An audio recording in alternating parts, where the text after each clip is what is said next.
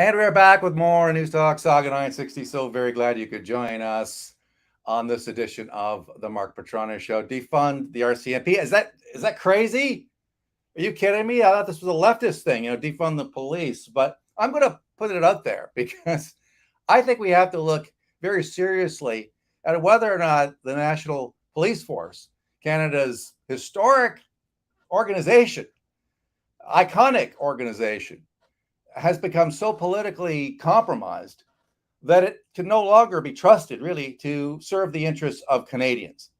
And so we've seen now, most recently, a case in which we find out that the RCMP had considered charging Justin Trudeau with fraud over his acceptance of a gratuity, really, a trip by the Aga Khan. At the time, there was a business dealing between the Aga Khan, or potential business dealing between the Aga Khan and the government of Canada. And then he took this lucrative, expensive trip. And the RCMP looked at it. Apparently, they considered charging him, but they didn't, under the guise of, well, maybe it's not in the nation's interest that we do this. Anyway, I want to bring in a former RCMP officer, Leo Knight, coming to us from Vancouver, British Columbia. He's also a former city police officer. He's got a terrific website called primetimecrime.com. And I have to ask, is it crazy to think that maybe the RCMP could be defunded and replaced with something else? Has it gone to the point where the RCMP now is so politically compromised, Leo, that there's no repair here? They gave Justin Trudeau a break on the Aga Khan, gave him a break on the SNC-Lavalin scandal. Why should anybody trust this organization to do what's right, to serve the interests of Canadians fairly, when they come out and say, well, it's not in the public interest to charge anybody in the case of this Aga Khan business? What do you think? Well, that's a pretty broad question, Mark. The politicization of the RCMP certainly goes back long before this government or this commissioner. It goes back all the way to probably Norman Ingster back in the late 80s, early 90s, when the government of the day, the Mulroney government, made the essentially the commissioner of the RCMP a deputy minister position, reporting up to a minister of the Crown. That, in effect, politicized the RCMP. Now, having said that, where I have some significant issues with the story that that's triggered this discussion, Mark, is where the RCMP has decided it would not be in the public interest to charge a sitting prime minister with the crime of fraud. That's essentially the story that's in the Globe and Mail today, and has been picked up by a number of other mainstream media publications. Now, in looking at that, my first comment is the RCMP are not the arbiters of what's in the public interest in this particular, well, in any case, really. It's the job of the police to gather evidence and present the evidence in a factual report to Crown Counsel.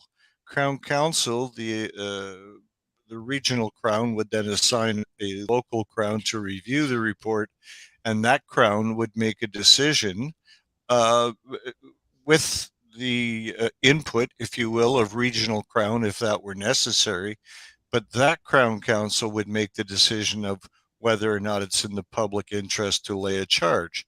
It is not, I repeat, not in the purview of the RCMP to make that decision. And I don't know where they think they're getting off by essentially usurping the responsibilities of Crown Counsel. Yeah, absolutely. And so that's what they did. According to the story and according to the documents, that's the justification they used for not moving ahead with charges. It would have been devastating to Justin Trudeau's re-election aims. If he were charged criminally with fraud, that's something that really gets the attention of Canadians. And so the fact that it didn't happen in this case was clearly politically motivated. The RCMP looked at this and said, well, and of course, we're talking about a guy who had appointed Brenda Lucki, right? So We're looking at somebody who clears to be in the pocket of Justin Trudeau, who Well, is it's not severely. just this Remember, case. this guy. Yeah, this guy has You're ethical absolutely issues. right, but it's not just this case. There's been a number of cases where the behavior of the prime minister seems to have bordered on criminal and screams out for a thorough and independent police investigation. Not just this case with the Aga Khan. You referred to SNC Lavalin. That's another obvious example. The whole We scandal, in my view, just screams out for an independent police investigation. That's three that I can think of without going into my notes, Mark. And I dare say that if I went into my notes, I'd find several other examples of where the police should be investigating this prime minister. Yeah, But absolutely. again, I repeat, going back to what I said earlier, it's not the responsibility of the police to determine whether charges should be laid based in the public interest. That is simply not their purview. It is the purview of the Crown Council. When I saw the story leaked to the Globe and Mail, I thought in a way it was the Globe and Mail looking at the RCMP, almost trying to give them a pass, which is to say, look, they really did look at this case carefully and decided against it for various reasons, but it's not like they immediately gave Justin Trudeau a pass. It was almost a way of trying to diffuse some of the attacks on the RCMP for its decision not to charge not only in the Aga Khan case, but in the SNC Lavalin case, which I think was an absolute outrage. I mean, that's going to be a stain on Commissioner Brenda Lucky's record. Well, History will show that she gave Justin Trudeau a pass, even after there was smoking gun evidence produced by none other than Jody Wilson-Raybould on the matter of who was the justice Justice Minister and that's the right, Attorney obstruction of General justice. at the And time? so people don't trust the RCMP anymore. I mean, is it crazy to think that maybe Canadians should look again at the RCMP, either a major overhaul or replacing it altogether? Is that nuts? No, it's not nuts. In fact, I've been arguing for probably a decade or more, Mark, that the RCMP needs a complete overhaul.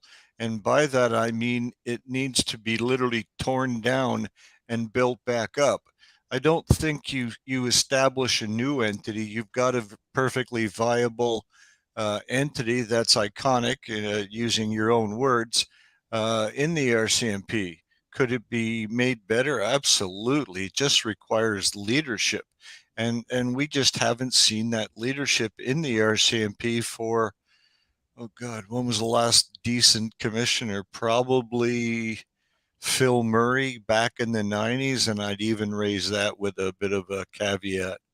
Uh, it's there's been a dearth of leadership in the RCMP, and both in the commissioner's office and in the senior police management of the force. Um, will that change with a new commissioner? No, you need to rethink the whole concept of what the force should be doing. As an example, should the force, which is currently divided right now into several different branches, should they still be doing contract policing, i.e., municipal based policing or traffic based policing in rural areas of the country? Should that still be occurring? Well, that's a good question, and one that deserves a very serious and sensible discussion. In my opinion, it should not be in contract policing. There should be provincial police forces in every province across the country. That's my opinion. It doesn't make it necessarily right or wrong. It's just my opinion. I believe the RCMP should be involved in what they call federal policing matters, which are Narcotics Control Act, the Customs and Excise Administration. I mean, everything from log theft is federal jurisdiction. And those are in my view, rightly a part of what should be the purview of the RCMP.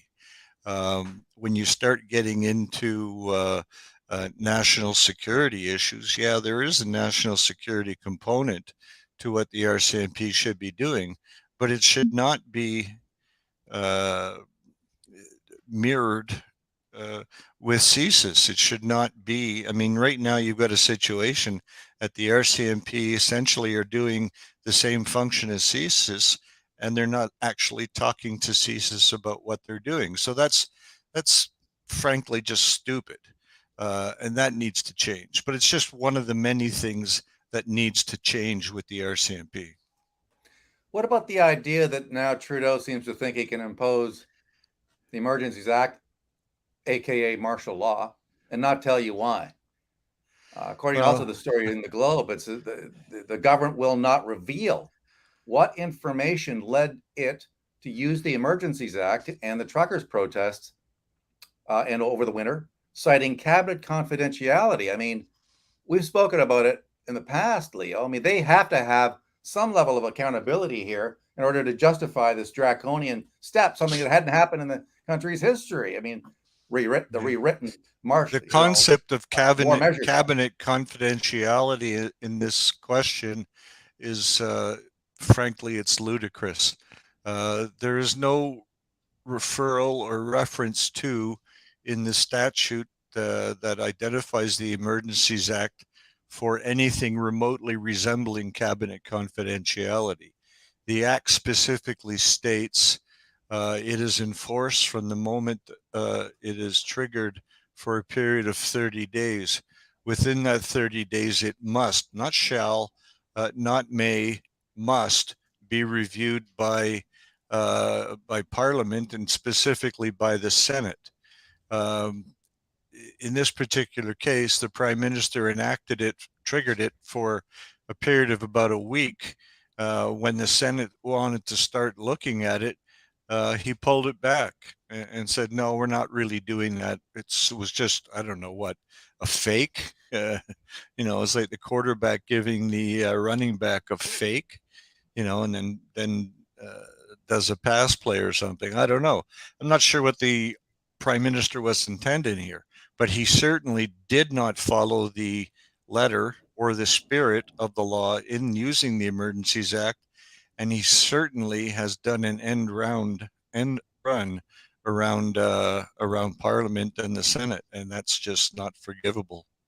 Yeah, there are four groups, and I think this is a matter that's being heard in British Columbia, accusing the government of acting unlawfully by invoking a state of emergency when they say existing legislation, such as the criminal code and traffic laws, were sufficient to address it. Alberta is seeking to join the case as an intervener opposing the use of the emergency law.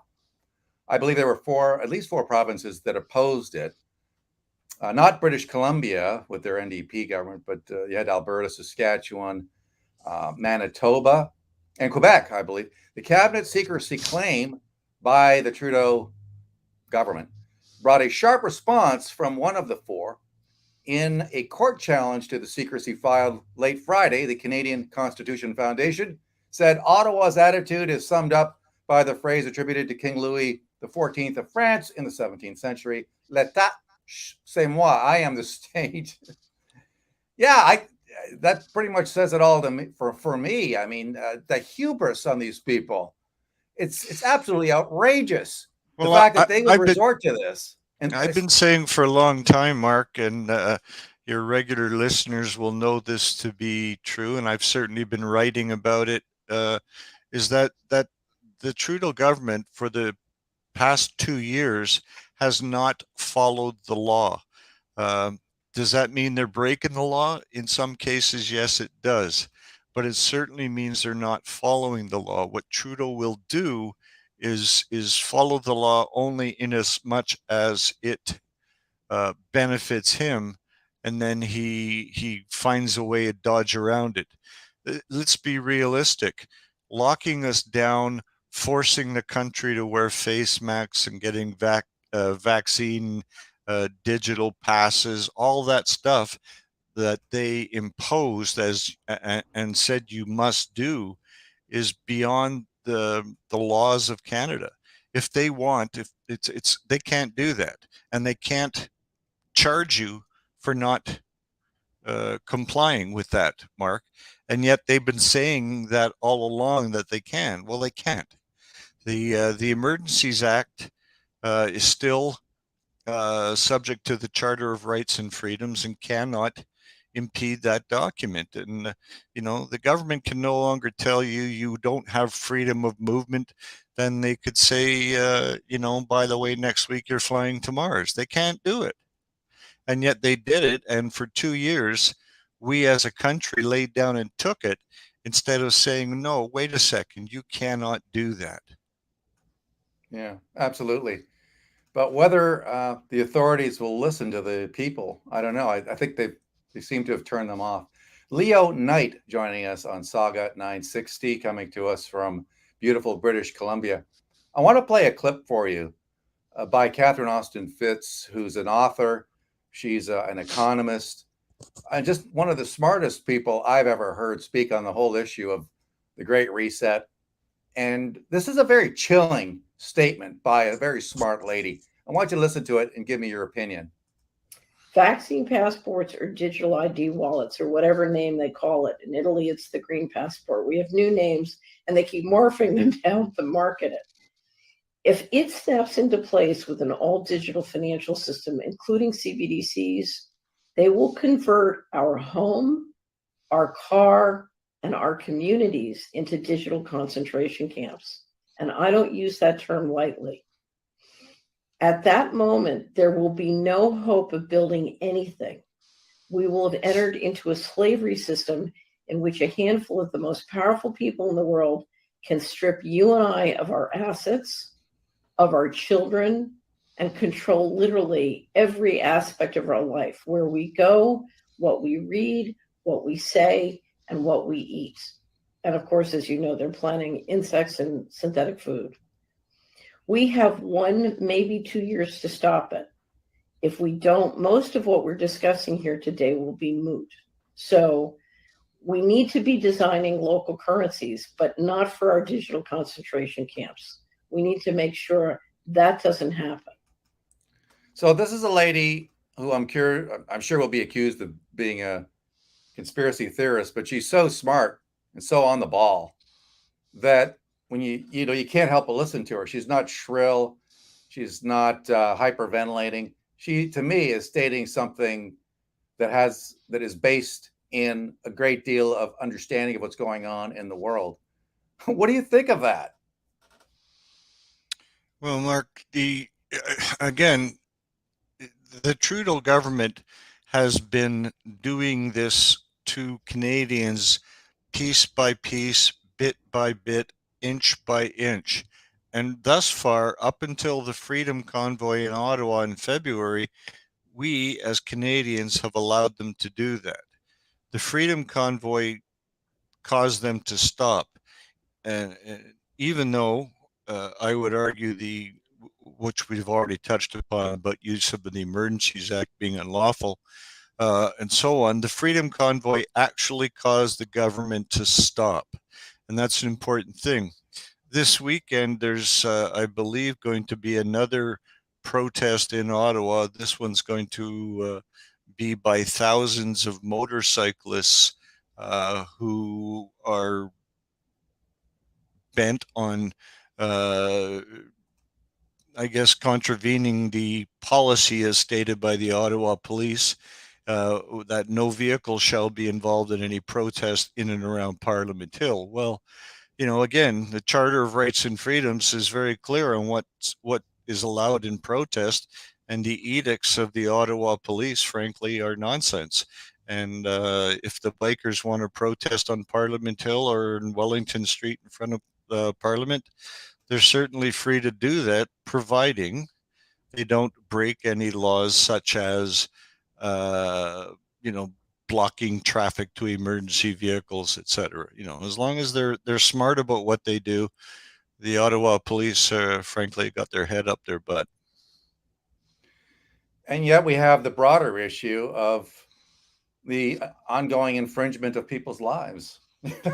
Yeah, Catherine Austin Fitts has spoken and about. she's I mean, right. She's it's looking like at every day, it from right? the 30,000-foot level and talking about where this is going if we allow it.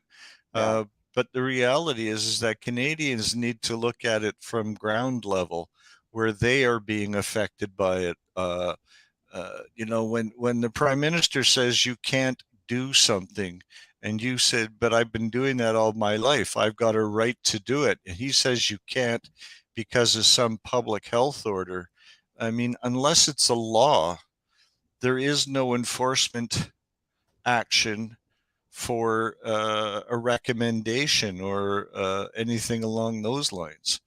Only a statute, a law, can be enforced. And so when they're saying all this stuff that we must do this or that, frankly, Canadians should just, stick up the middle finger and say, I'm not doing that. Which is how it And starts. I mean, truly, but that's at the base level for what this lady is trying to say. She's right. trying to say what's going to happen down the road, and she's looking at it from the 30,000-foot level. Could that ultimately happen? Absolutely. It's called communism. It's happened in a lot of places. Speaking of a giant middle finger, I'm wondering if Elon Musk, apparently the richest man in the world, richest person in the world, has given it to Twitter to the point where now Twitter has little choice but to go along. Netflix, here we see Elon Musk also tweeting out about the wokeness of Netflix, going so far as to destroy that platform. So much of the content being kind of left wing, and so we see Pierre Poilievre talking about that on the campaign trail, right? Talking about cancel culture, talking about freedom of speech, the kind of thing that you wouldn't normally see discussed to all that great a degree in a campaign, a leadership campaign. But he's kind of making it the centerpiece of his campaign, saying, yeah, this is about freedom. Canadians do value their freedom. They don't want to have the boot of the state on their neck. And this is a battle to save the country in many respects. The lefties are getting all nervous. They don't like it.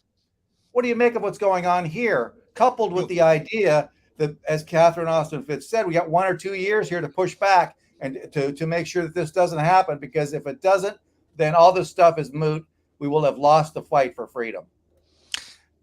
And again, she's right.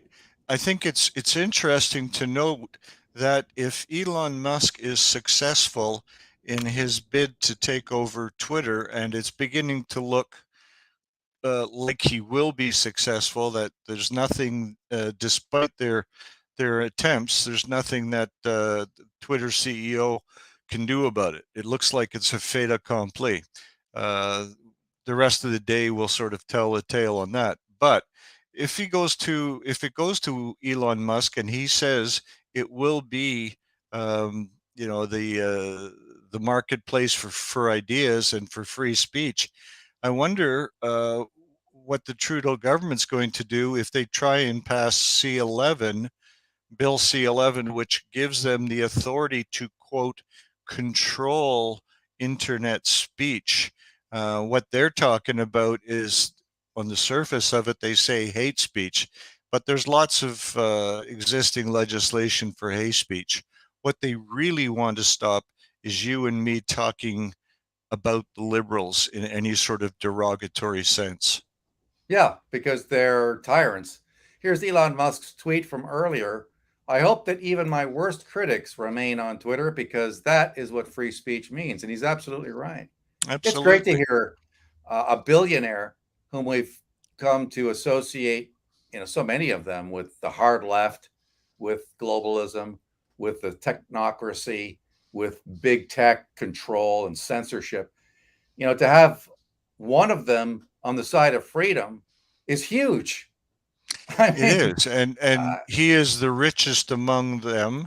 And if he does successfully complete his bid for Twitter, he will be running the largest and most used platform for free speech, which is interesting when you think about the last U.S. election in 2020.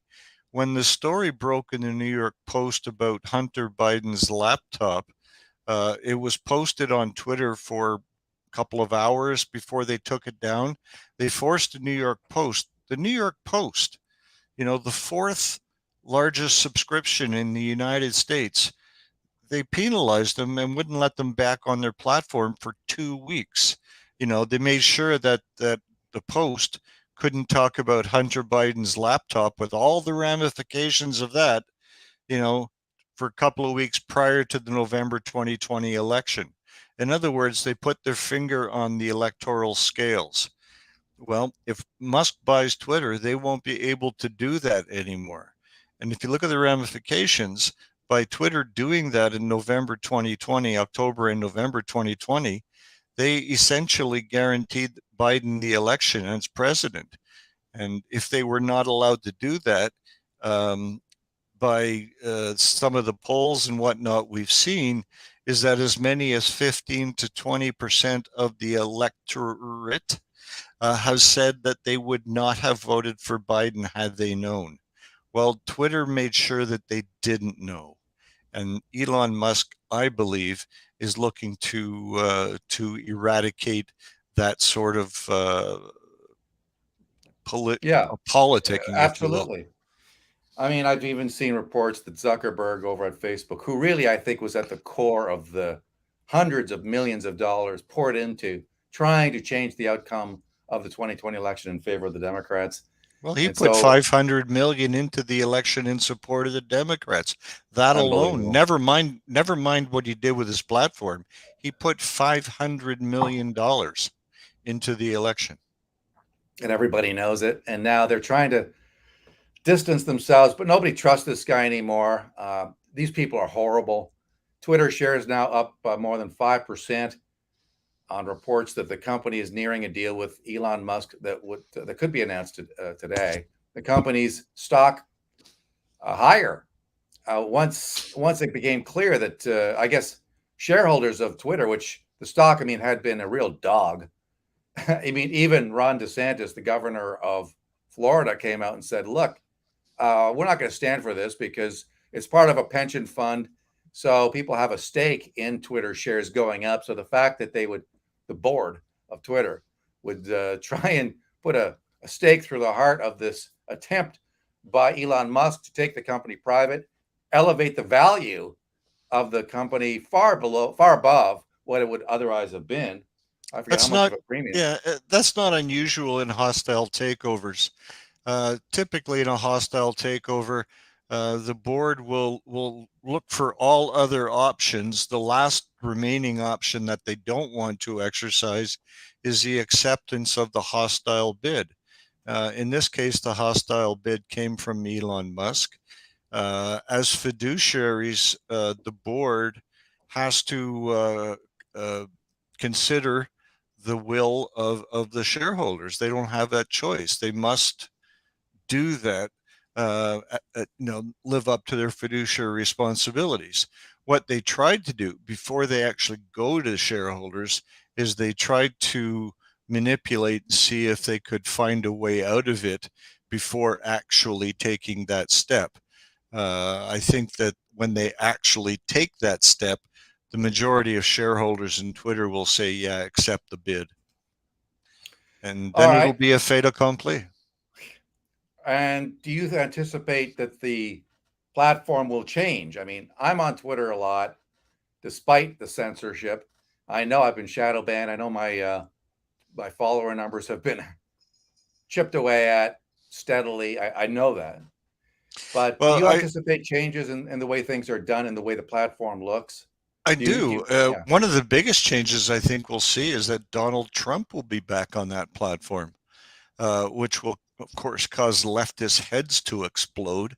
But I think we'll see that because, again, in the free market expression of views, everybody has a say that wants a say. And certainly Donald Trump has proven over time that he wants a say on Twitter. And I think they'd be hard pressed, or Elon Musk would be hard pressed to moving forward to keep him off of Twitter. In fact, if he's smart, I think it'd be a huge marketing coup for Elon Musk to allow Trump back on. having said that, in response to your question, Mark, I think you'll see more of a free expression of ideas on Twitter, which is a good thing. Will the lefties bail? Will the lefties bail? Nah, just like they moved to Canada if Trump was elected in 2016. No, it ain't going to happen. They're going to stay there. They're going to, the whine and moan about having lost whatever they thought they had. But I don't think they're going to go anywhere. And I think it's a good thing. The likes of you and me, by the way, you can follow me on Twitter at @primetimecrime. But the likes of you and me on Twitter will stop leaking followers that we thought we had, but suddenly aren't there anymore. That'll stop. And I think largely the so-called shadow banning, which most people really don't understand, but in reality is where the people of Twitter behind the scenes manipulate things in a small way, essentially to inhibit conservative opinions, and that'll change in my view. It's going to be huge. I'm looking forward to it. I think it's a massive blow for the freedom side. I think it's another sign, really, that people are waking up. Dare I say they if are you red remember pilled. all those people that wore pink hats on inauguration day in 2017 when Trump was inaugurated, and they had their Yeah, protest all over, and Madonna was going to burn down the White House and yeah, she's all of an that idiot. stuff. These people are going to be setting their hair on fire, and frankly, it'll be glorious to watch. It will be fun. All right, my friend. Thank you so much. Appreciate you joining me on this edition of the Mark Petroni Show. You're very welcome, Mark. Check out primetimecrime.com, or you can follow Leo at primetimecrime, correct? On Twitter at On Twitter. @primetimecrime. At primetimecrime. All right. Leo Knight joining us from beautiful Vancouver, British Columbia. And that's it for this edition of the Mark Petroni Show. Hope you enjoyed it. Great having you on board. Let's do it again real soon, shall we? Actually, let's break for a commercial right now for our radio audience. Back with more after this brief commercial break. Don't go away.